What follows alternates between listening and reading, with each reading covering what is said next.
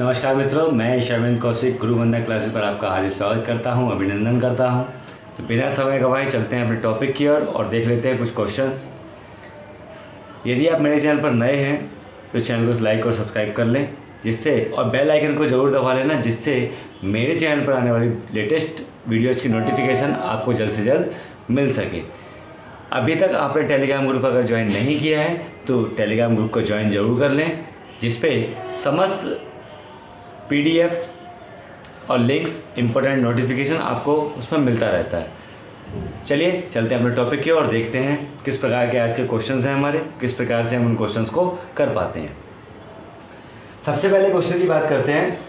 अनुच्छेद 352 अति महत्वपूर्ण क्वेश्चनों की श्रृंखला को मैं लेकर आया हूँ। इसमें अगर आप सारे क्वेश्चंस को देख लेते हैं और सारे क्वेश्चंस को याद कर लेते हैं तो आई होप कि इसको जितने भी मैं क्वेश्चंस लेकर आया हूँ इन क्वेश्चनों से बाहर कोई भी क्वेश्चन जाने वाला नहीं है।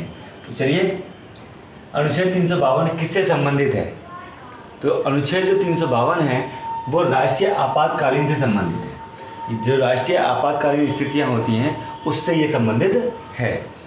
चलिए, अगला क्वेश्चन है, अनुच्छेद 356 किससे संबंधित है? तो राष्ट्रपति शासन जब लगता है उसकी जो घोषणा की जाती है तो किसके अधीन की जाती है?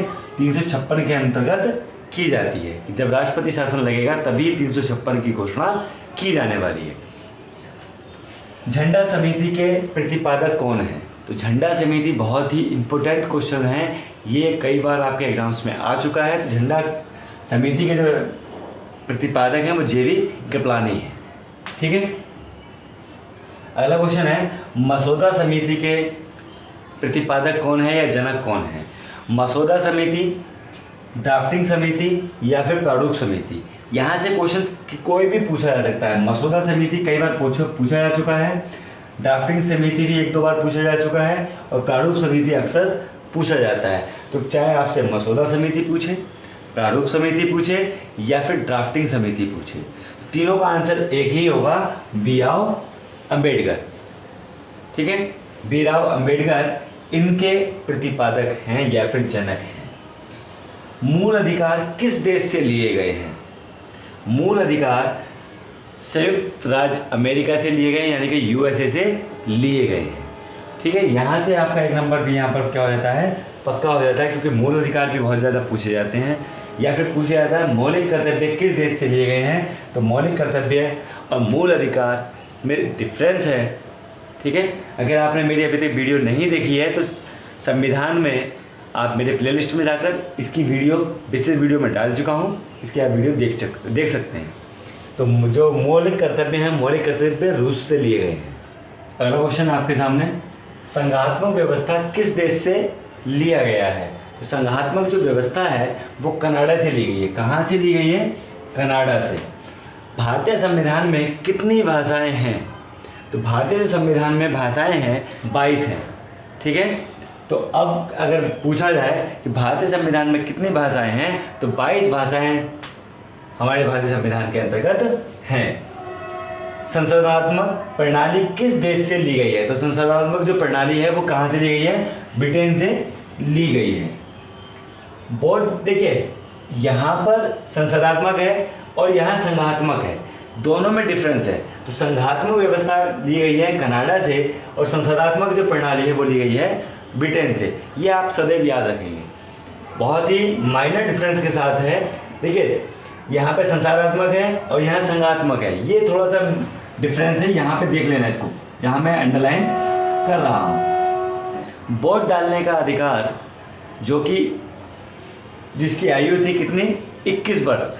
21 वर्ष को घटाकर 18 वर्ष कर दिया गया है। तो ये कौन से संशोधन के अनुसार हुआ है? तो ये संशोधन था आपका 61वां संशोधन। यहाँ पे देखिए लिखा भी है, वोट डालने के लिए मतदाता की आयु घटाकर 21 वर्ष से 18 वर्ष कर दी गई है। कौन से संशोधन के अनुसार की गई है या फिर कौन से संशोधन के अंतर्गत आती है? तो ये है आपका संशोधन है 61वां संशोधन। ठीक है। अगला, राज्य व केंद्र शासित प्रदेशों का उल्लेख किस अनुसूची में है? जहाँ पर राज्य भी मिलेंगे और केंद्र भी मिलेंगे, वो कौन सी अनुसूची है जिसके अंतर्गत दोनों का उल्लेख होता है। तो अनुसूची कौन सी है? पहली 1 नंबर की अनुसूची है जिसमें राज्य और केंद्र दोनों का उल्लेख किया गया है। भाषा का उल्लेख किस अनुसूची में देखने को मिलता है? वो कौन सी अनुसूची है जिसमें भाषा देखने को मिलती है? तो वो है हमारी 8वीं अनुसूची।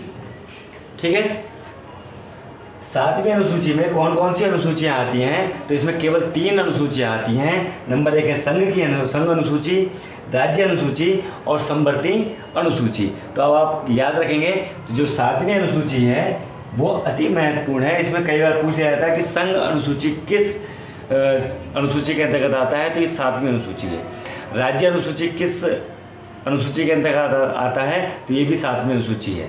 समवर्ती अनुसूची किस अनुसूची के अंतर्गत आता है? तो ये भी कौन सी अनुसूची है? 7वीं अनुसूची है।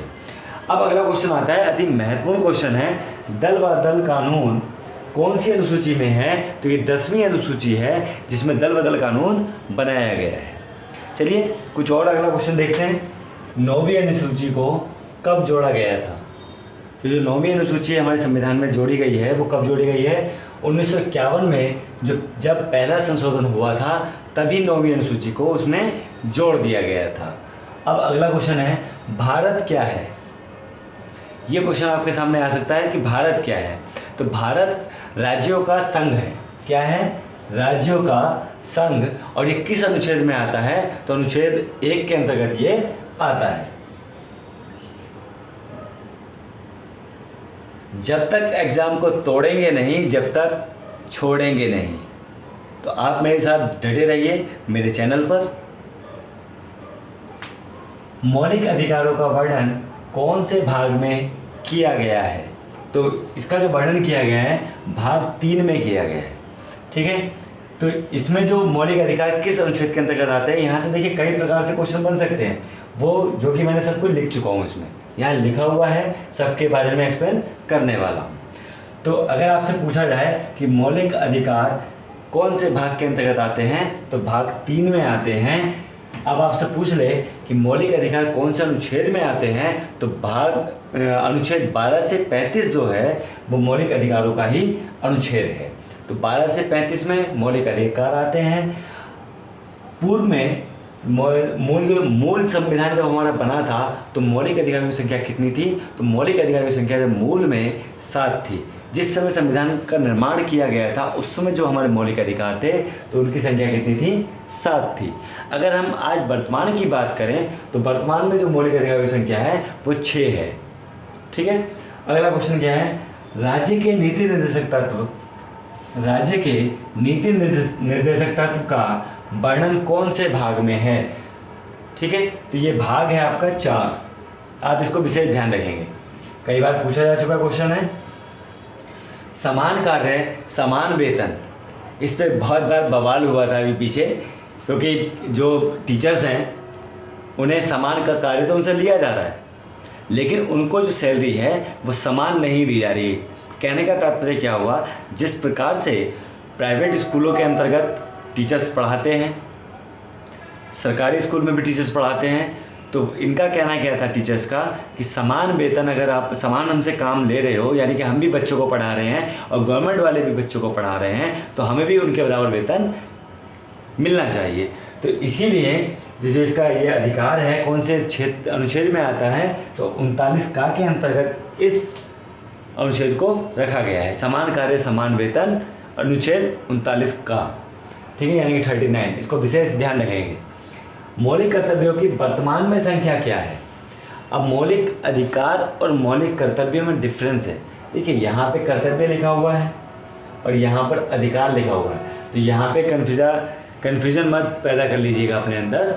ठीक है, कि पता चला कि आपने संविधान में जो दिए गए थे 6, अभी सर ने बताया था कि 6 वर्तमान में, मूल में हमारे 7 थे। अब वहाँ आपको देखने को मिलेगा ऑप्शन नंबर 11, 9, 7 या फिर 6 आपको मिल सकता है देखने को।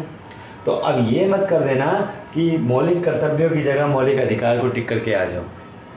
ठीक है, तो जो मौलिक कर्तव्य हैं उनकी जो संख्या है वो है 11। इसके बाद अगला क्वेश्चन है, भारत का संवैधानिक पद किसका होता है या फिर संवैधानिक कौन होता है? तो भारत का जो संवैधानिक होता है वो राष्ट्रपति होता है। कौन होता है? राष्ट्रपति। ये आप सदैव याद रखेंगे। संपत्ति का अधिकार कौन सी अनुसूची के अंतर्गत आता है? तो ये आता है आपका 9वीं अनुसूची के अंतर्गत।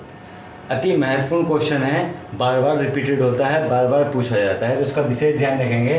संपत्ति का अधिकार कौन सी अनुसूची में आता है? 9वीं अनुसूची में आता है। अगला है प्रोटेम स्पीकर की नियुक्ति कौन करता है? तो प्रोटेम जो स्पीकर है उसकी नियुक्ति करते हैं राष्ट्रपति महोदय। ठीक है। संसद किससे मिलकर बना है? तो संसद 3 चीज़ों से मिलकर बना है, जिसके अंतर्गत नंबर 1 पे राज्यसभा, नंबर 2 पे लोकसभा और नंबर 3 पर है राष्ट्रपति। तो संसद 3 चीज़ों से मिलकर बना है, राज्यसभा, लोकसभा और राष्ट्रपति।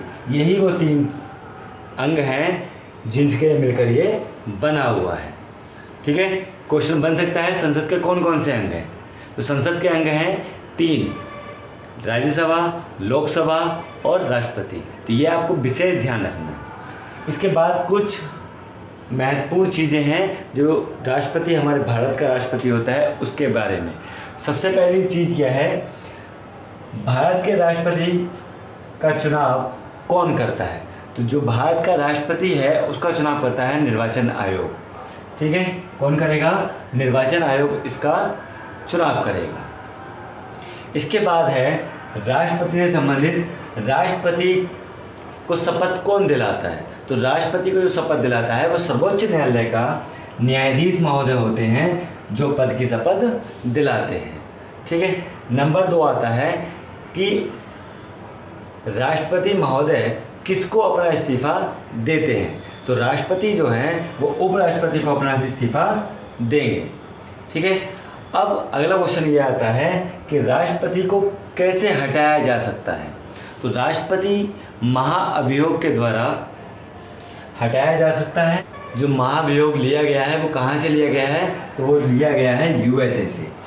ठीक है। यहाँ पे आपके राष्ट्रपति से संबंधित जो भी महत्वपूर्ण जानकारी थी वो मैं आपको दे चुका हूँ। जो इसमें महत्वपूर्ण जानकारी है, जो बार बार पूछा जाता है कि राष्ट्रपति को शपथ कौन दिलाता है? तो सर्वोच्च न्यायालय का जो न्यायाधीश होगा वही उसको शपथ दिलाएगा। तो ये राष्ट्रपति महोदय किसको इस्तीफा देंगे? तो उपराष्ट्रपति को ये अपना इस्तीफा देने वाले हैं। राष्ट्रपति को किस प्रकार से हटाया जा सकता है? तो राष्ट्रपति को महाभियोग चलाकर हटाया जा सकता है। महाभियोग का पद कहाँ से लिया गया है? तो महाभियोग जो चलाया जाता है तो वो लिया गया है आपका यूएसए से। निर्विरोध चुने गए राष्ट्रपति कौन है? जो अभी तक निर्विरोध चुने गए राष्ट्रपति, ठीक है, डॉक्टर नीलम संजीव रेड्डी। नीलम संजीव रेड्डी एक ऐसे राष्ट्रपति हैं जो अभी तक निर्विरोध चुने गए हैं। अगला क्वेश्चन आपके सामने, महान्यायवादी की नियुक्ति कौन करता है? तो महान्यायवादी की नियुक्ति राष्ट्रपति के द्वारा की जाती है। लोकसभा भंग करने का अधिकार किसको प्राप्त है? तो लोकसभा भंग करने का अधिकार केवल और केवल राष्ट्रपति को ही प्राप्त है। राष्ट्रपति के द्वारा ही लोकसभा भंग की जा सकती है और किसी के द्वारा लोकसभा भंग नहीं की जा सकती। कैग यानी कि CAG की नियुक्ति कौन करता है? इसकी नियुक्ति भी कौन करता है? राष्ट्रपति के द्वारा की जाती है। तो आपका एग्जाम में CAG मिल सकता है या फिर महालेखा परीक्षक की नियुक्ति किसके द्वारा की जाती है? राष्ट्रपति के द्वारा इसकी नियुक्ति की जाती है। ठीक है। या तो महालेखा परीक्षक मिलेगा या फिर कैग मिलेगा। इस प्रश्न को विशेष ध्यान रखने हैं। ठीक है। तो राष्ट्रपति इसकी नियुक्ति करता है। राष्ट्रपति का कार्यकाल कितने वर्ष का होता है? राष्ट्रपति का कार्यकाल 5 वर्ष का होता है और इसके अंतर्गत तीनों सेनाओं को शामिल किया जाता है। यानी कि जो इसका सेनापति होता है वो कौन होता है? राष्ट्रपति होता है तीनों सेनाओं का। ठीक है। राष्ट्रीय ध्वज की लंबाई तथा चौड़ाई क्या है? तो राष्ट्रीय जो ध्वज होता है हमारा, राष्ट्रीय ध्वज क्या है? तिरंगा है। ठीक है। ये सभी जानते हैं कि तिरंगा हमारा राष्ट्रीय ध्वज है, लेकिन बहुत कम लोग ऐसे हैं जो इसकी लंबाई चौड़ाई बता पाएंगे। तो लंबाई चौड़ाई कितनी है? 3:2 का रेशियो है। ये आपको सदैव ध्यान रखना है। कई बार एग्जाम्स में पूछा जा चुका है कि राष्ट्रीय ध्वज का जो लंबाई चौड़ाई है वो क्या है, अनुपात क्या है? तो अनुपात कितना होगा इसका? 3:2 का अनुपात है। लोकसभा की 2 बैठकों के बीच में कितना अंतर होना चाहिए, ये आपको पता होना चाहिए। तो इसके बीच में जब लोकसभा की 2 बैठक होती हैं तो उसके बीच में कम से कम 6 माह का अंतर होना चाहिए। लोकसभा अध्यक्ष क्या कहलाता है? तो जो लोकसभा का अध्यक्ष है वो कहलाता है आपका स्पीकर। क्या कहलाएगा वो? स्पीकर कहलाएगा। आज की श्रृंखला में हमने अति महत्वपूर्ण क्वेश्चनों को शामिल किया है। कल इसी का नेक्स्ट पार्ट फिर लेकर आऊँगा, जिसमें और हम कुछ महत्वपूर्ण क्वेश्चंस को शामिल करने वाले हैं। तो मित्रों, ये क्लास आपको कैसी लगी? यदि वीडियो अच्छी लगी हो तो लाइक और शेयर करना ना भूलें। यदि आप अभी तक आपने मेरा चैनल सब्सक्राइब नहीं किया है तो चैनल को सब्सक्राइब कर लें। और अभी तक आपने अगर टेलीग्राम ग्रुप को मेरे ज्वाइन नहीं किया है तो टेलीग्राम ग्रुप को ज़रूर ज्वाइन कर लें। उस पर सारा कंटेंट फ्री था, फ्री है, फ्री रहेगा। मेरी वीडियोस फ्री थी, फ्री हैं, फ्री रहेंगी। सारी की सारी वीडियोस आपको फ्री मिलने वाली हैं, बिल्कुल फ्री मिलने वाली हैं। चलिए, तो कल फिर मिलेंगे। कल फिर आपसे मुलाकात होगी इसी के नेक्स्ट पार्ट के साथ। जय हिंद।